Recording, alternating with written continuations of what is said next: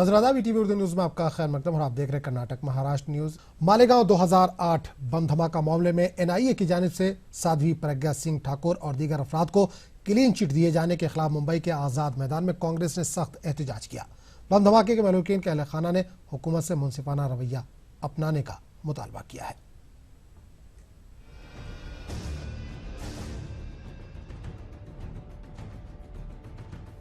मालेगांव 2008 बम धमाका मामले में शहीद हेमंत करकरे की तहकीकात को सही बताते हुए कांग्रेस ने हेमंत करकरे को खराज अकीदत पेश किया।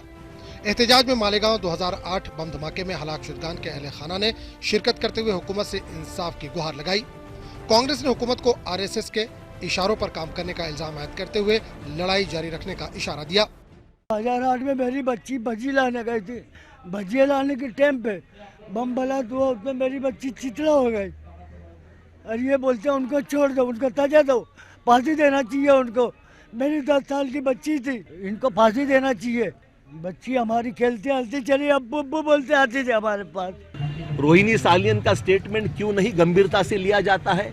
उनके स्टेटमेंट, उनको इस्तीफा देकर दूसरे को लाया जाता है, उसके बाद में इन्वेस्टिगेशन की पूरा रुख चेंज हो जाता है। इसका मतलब क्या संबंध है? मालेगांव 2006 बम धमाका मामले में मुस्लिम नौजवानों को बाइज्जत बरी किए जाने के खिलाफ हुकूमत महाराष्ट्र के हाईकोर्ट से रुजू करने के खिलाफ भी आवाज बुलंद हुई। मालेगांव 2008 बम धमाका मामले में साध्वी प्रज्ञा सिंह ठाकुर को बाइज्जत बरी करने के खिलाफ मालेगांव के रुकन असेंबली शेख आसिफ ने जेल भरो तहरीक शुरू करने की भी धमकी दी है। असीमानंद ने दिल्ली के अंदर 30 हजारी कोर्ट के अंदर बिल्कुल साफ तौर पर कोर्ट के मजिस्ट्रेट के सामने, जज के सामने उन्होंने कबूल किया, इतराफ़ किया कि मालेगांव शहर से 2006 से लेकर जितने भी हिंदुस्तान के अंदर ब्लास्ट हुए हमारी तंजीम और हम लोगों ने मिलकर किया है।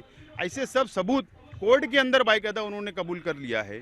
ये सबूत के बिना के ऊपर जो एटीएस ने उस वक्त जो इनके ऊपर इल्ज़ाम लगाया था वो बिल्कुल दुरुस्त तो था। रियासती कांग्रेस की आला क़यादत ने मोदी हुकूमत पर एनआईए का गलत इस्तेमाल करने का इल्जाम लगाया है।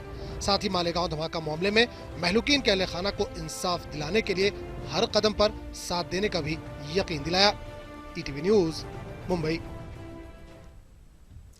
मुंबई से मुत्तसिल थाने देही में महेश पाटिल ने बतौर एसपी चार्ज संभालते ही एक के बाद एक कई कार्रवाइयां अंजाम दी। महेश पाटिल की इस तेज रफ्तार कार्रवाइयों से गैर कानूनी डांस बार के मालिकान, लैंड माफिया वगैरह में खौफ पैदा हो गया। महेश पाटिल से बातचीत की हमारे नुमाइंदे प्रशांत पांडे ने। चार्ज लिया है थाने ग्रामीण में, देखा गया है बड़ी कार्रवाई की गई है, चाहे वो देह व्यापार से संबंधित बात हो या फिर बियर बार की बात हो या लेडीज बार की बात हो। किस तरह की कार्रवाई थी? आप क्या मानते हैं, किन चीज़ों पर और ध्यान देने की ज़रूरत है? हमारे यहाँ मेरा रोड और भाईंदर का जो एरिया है वहाँ काफ़ी सारे ऑर्केस्ट्रा बार्स है, बियर बार है। वहाँ चोरी छुपे जो डांस अलाउड नहीं है और डांस चलता है वहाँ, तो हमने ट्रैप लगा के कम अभी 2 दिन में 10 कार्रवाई की है। उसके बाद जो देह व्यापार करने वाले जो है उनके ऊपर भी 3 कार्रवाई हमारी हो चुकी है। तो हुक्का पार्लर्स जो इलीगल चलाते हैं उनके ऊपर भी कार्रवाई हो गई है और अभी आगे भी कार्रवाई हमारी चालू है। सर, कुल मिलाकर देखा जाए कि महज 2 दिनों में 10 बारों पर कार्रवाई होना, आपको क्या लगता है कि कहां पर किस तरह से ये चोरी छुपके होता है और किन चीज़ों पर ध्यान देनी चाहिए? ये जो चीज़ें इलीगल है, जो चोरी छुपे वो करते हैं, काफ़ी बार की संख्या है वो एरिया में, इसलिए वहाँ जो कानून का जहाँ भी उल्लंघन होता है वहाँ हम कार्रवाई जारी रखेंगे, आगे भी कार्रवाई हम करते रहेंगे। सर, एक आखिरी सवाल, थाने ग्रामीण की बात की जाए, पहले आप जिस तरह से सिटीज़ में रहे हैं डीसीपी के तौर पर, कंपेयर करें तो कितना फ़र्क लगता है कानून का और साथ ही साथ जो लोग होते हैं उनके बिहेवियर का? ये चीज़ें चोरी छुपे मुंबई सिटी में भी चलती थी, वहाँ भी लगातार निरंतर कार्रवाई होती रहती है। यहाँ भी वही सिचुएशन है। यहाँ भी हम मुंबई से सटा हुआ एरिया है, तो ये नियर अबाउट ये मुंबई जैसा ही डेवलप हो चुका है। यहाँ भी हम डेली कार्रवाई करेंगे और यहाँ थोड़ा रूरल एरिया है तो पुलिस कर्मचारियों की संख्या थोड़ी कम है, तो उसके मद्देनजर जो भी उपलब्ध जो अवेलेबल स्टाफ है उनके माध्यम से हमारे लोग कार्रवाई कर रहे हैं। ये थे महेश पाटिल जी, जिन्होंने साफ तौर पर बताया कि थाने ग्रामीण में पिछले 2 दिनों में 10 से ज़्यादा बारों पर कार्रवाई की गई है। कैमरामैन अविनाश लोंडे के साथ प्रशांत पांडे, ईटीवी न्यूज़ थाने।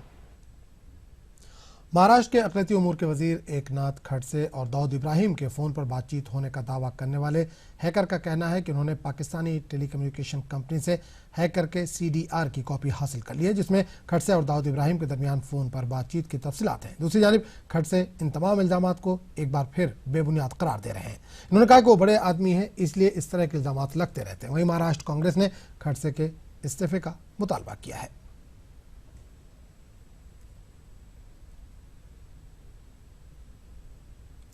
मुंबई में दिन दहाड़े एक 22 साल लड़की पर जानलेवा हमला हुआ है, जिसमें लड़की की मौत हो गई। एक नामालूम शख्स ने मुतासरा करिश्मा माने नामी लड़की पर चाकू से उस वक्त हमला किया जब वो अपने दफ्तर जा रही थी। इस ताल्लुक से पुलिस ने मामला दर्ज कर लिया और तफ्तीश जारी है।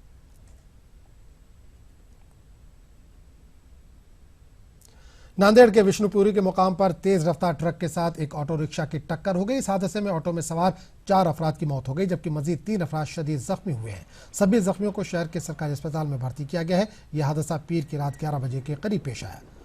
धर्माबाद से ताल्लुक रखने वाले मरीज और उसके रिश्तेदारों को लेकर ऑटो रिक्शा सरकारी अस्पताल की तरफ जा रहा था। इस दौरान अचानक मुखालिफ सिम से आने वाली तेज रफ्तार ट्रक ने ऑटो रिक्शा को जोरदार टक्कर मारी। हादसे के सबब ऑटो रिक्शा को बुरी तरह से नुकसान पहुंचा। हाल ही में अफसाना निगार जोगिंदर पाल और शायर बशर नवाज की याद में औरंगाबाद के मौलाना आज़ाद एजुकेशनल ट्रस्ट और crescent education and welfare society के इश्तराक से एक सेमिनार मुनक़िद हुआ। डॉक्टर रफ़ीक ज़करिया कैंपस में मुनक़िदा एक रोज़ा सेमिनार में दिल्ली से खुसूसी तौर पर मदऊ प्रोफेसर अतीकुल्लाह ने दोनों अदबी शख्सियात की ज़िंदगी, उनके अदबी सफ़र पर सैर हासिल रोशनी डाली।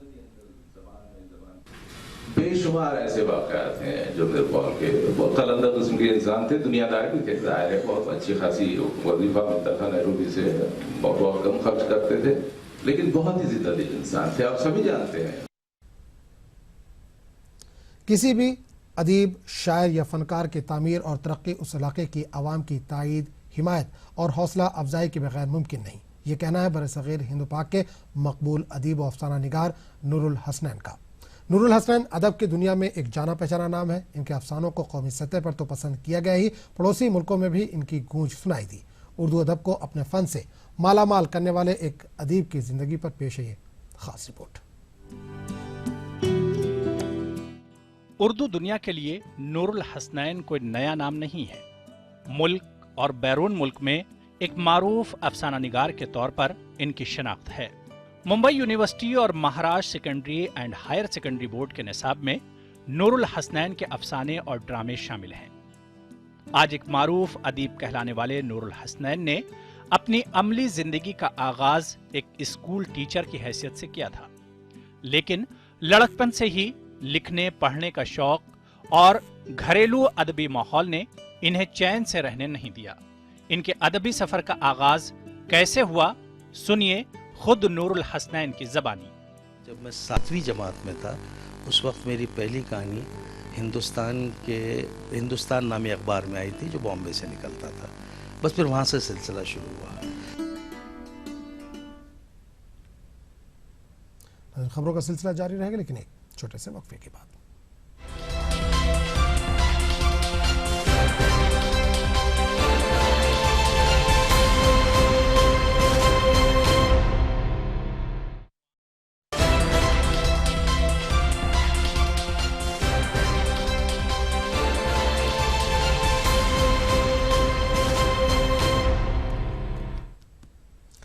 टीवी उर्दू न्यूज़ में एक बार फिर आपका खैर मकदम है और नजर कर्नाटक की सुर्खियों पर।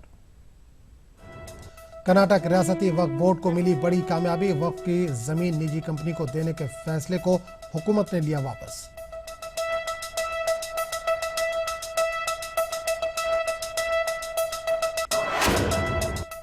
सैयद मीरांजी आबिद खून मेरी ने अपनी जिंदगी का अंजाम दिया दूसरा बड़ा कारनामा।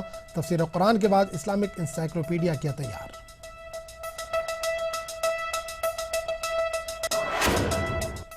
कर्नाटक के वजीर सेहत यूटी कादर की क़यादत में Karnataka state drugs and warehousing society पर छापा।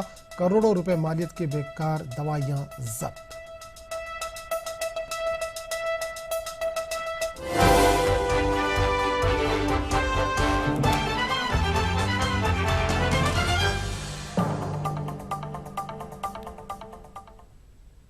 और अब खबरों की तफसील। कर्नाटक रियासती वक्फ बोर्ड के दबाव के बाद आखिरकार रियासती हुकूमत ने कीमती वक्फ जायदाद के सिलसिले में अपना फैसला वापस ले लिया है। रियासती काबीना ने बेंगलुरु के मज़ाफ़ात में वाक़ 9 एकड़ से ज़्यादा औक़ाफ़ी ज़मीन को नीदरलैंड की कंपनी के हवाले करने का फैसला लिया था। इस फैसले के बाद वक्फ बोर्ड के चेयरमैन डॉक्टर मोहम्मद यूसुफ ने वज़ीर आला सिद्धरमैया और दीगर वज़रा के सामने शिकायत दर्ज की थी। बेलहली इलाके के औक़ाफ़ी ज़मीन का मामला चूँकि सुप्रीम कोर्ट में ज़ेर समाअत है, लिहाजा फौरी तौर पर फैसले को वापस लेने का मुतालबा किया गया था। आखिरकार हुकूमत ने काबीना के फैसले को रद्द कर दिया है। हमारे वज़ीर आला सिद्धरमैया जी और हमारे वक्फ मिनिस्टर डॉक्टर कमरुल इस्लाम और हमारे इंफ्रास्ट्रक्चर मिनिस्टर रोशन बेग साहब और पूरे कैबिनेट मिनिस्टर्स का मैं शुक्रिया अदा करता हूँ कि उन्होंने जो 9 एकड़ 30 गुंठे जो ज़मीन लिए थे, सैंक्शन किए थे लास्ट कैबिनेट मीटिंग में, उसको ड्रॉप कर दिए। इसमें कौम की कामयाबी हुई, मिलत की कामयाबी हुई। मैं वज़ीर आला का बहुत शुक्रगुजार हूँ। आप तमाम हज़रात का शुक्रिया। यह कौम और मिलत की हिफाजत है, अल्लाह इसकी हिफाजत करना। वज़ीर सेहत यूटी कादर की क़यादत में बेंगलुरु के विश्वेश नगर में वाक़ Karnataka state drugs and warehousing society पर छापा मारा गया। इस दौरान इंकशाफ हुआ कि तकरीबन 10 करोड़ रुपए मालियत की दवाइयों की मियाद ख़त्म हो चुकी है। इसके बावजूद ये दवाइयाँ गोदाम में रखी हुई हैं। मियाद ख़त्म हो जाने वाली दवाइयाँ तबाह न करने पर वज़ीर सेहत यूटी कादर ने मुतल्लिक़ा अफसरों पर नाराज़गी का इजहार किया। ಎಲ್ಲ ಔಷಧಗಳನ್ನು ಮುಂದಿನ 6 ತಿಂಗಳೊಳಗಡೆ ನಾವು ಸಂಪೂರ್ಣವಾಗಿ ನಾಶ ಮಾಡಿಸ್ತೇವೆ. ಇದು ಯಾಕೆ ಇವತ್ತು 2000ದಿಂದಲೂ ಕೂಡ ಇವತ್ತು ಸ್ಟಾಕ್ ಇವತ್ತು ಬಾಕಿ ಆಗಿದೆ. ಸಾಧಾರಣ ರಾಜ್ಯದ ಉದ್ದಗಲಕ್ಕೂ ಇವತ್ತು ಒಂದೊಂದು, ಯಾಕೆ ಅಂತ ಹೇಳಿದರೆ ಹಿಂದೆ ಎಲ್ಲ ಇಡೀ ರಾಜ್ಯಕ್ಕೆ ಒಂದೇ ಕಡೆಯಿಂದ ಇವತ್ತು ಔಷಧ ಹೋಗ್ತಾ ಇತ್ತು. ಅಲ್ಲಿ ಹೋಗಿ ಯಾವುದು ನಮಗೆ 3 ತಿಂಗಳ ಮುಂಚೆ ಎಕ್ಸ್ಪೈರ್ ಆಗ್ತದೆ, ಅದು ಒಂದು ಆಸ್ಪತ್ರೆಯಿಂದ ಬಂದಂಥ ಸಂದರ್ಭದಲ್ಲಿ ಅದನ್ನು ಒಂದೇ ಕಂಪನಿ ರಿಪ್ಲೇಸ್ ಮಾಡಬೇಕು, ಅಲ್ಲ ಅವ್ರಿಗೆ ಕೊಡೋ ದುಡ್ಡಲ್ಲಿ ಕಟ್ ಮಾಡಿ ಈ ಸ್ಟಾಕನ್ನು ಇಟ್ಕೊಂಡಿದ್ವಿ. ಅದನ್ನು ಬಹುಶಃ 16 ವರ್ಷದಲ್ಲಿ ಕೂಡ ಯಾಕೆ ಇವತ್ತು वज़ीर आला सिद्धरमैया ने 8 महीनों के बाद आज बेंगलुरु के मुख्तलिफ तरक्याती कामों का जायजा लिया। वज़ीर आला के साथ रियासती वज़रा Dinesh KJ George, BBMP mayor Manjunath Reddy, deputy mayor Hemlata, BDA अफसरों के अलावा मेट्रो के मैनेजिंग डायरेक्टर प्रदीप सिंह मौजूद थे। खबरों का सिलसिला जारी रहेगा, लेकिन एक छोटे से वक्फे के बाद।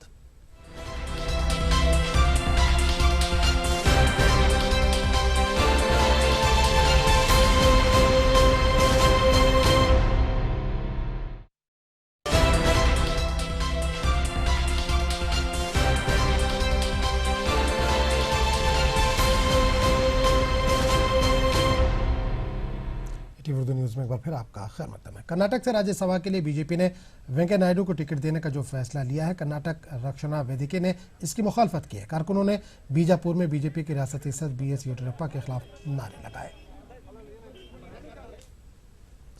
जमात महदविया के मारूफ आलिमदीन सैयद मीरानजी आबिद खुंदमेरी ने अपनी ज़िंदगी का दूसरा बड़ा कारनामा अंजाम दिया है। तफसीर कुरान के बाद इस बुजुर्ग आलिमदीन ने इस्लामिक इंसाइक्लोपीडिया मुरतब किया है। तो नाज़रीन, आप देखिए ये खुसूसी रिपोर्ट। हमें दीजिए इजाज़त। आदाब।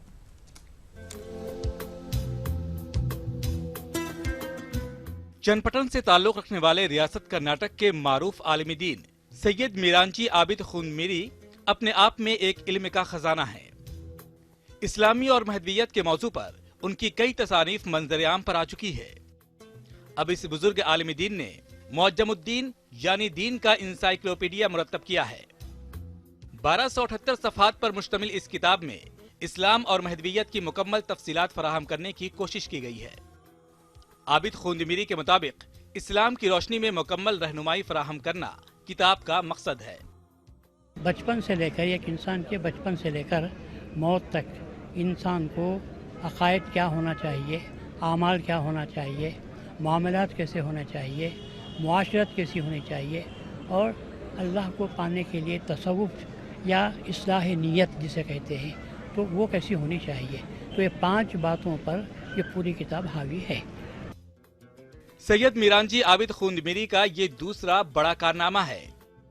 3 साल कब्ल उन्होंने तफसीर कुरान नूर ईमान मुरतब की है। 30 साल की मेहनत के बाद अब उनकी दूसरी बड़ी तख्लीक मुअज्जमुद्दीन मंजर-ए-आम पर आई है।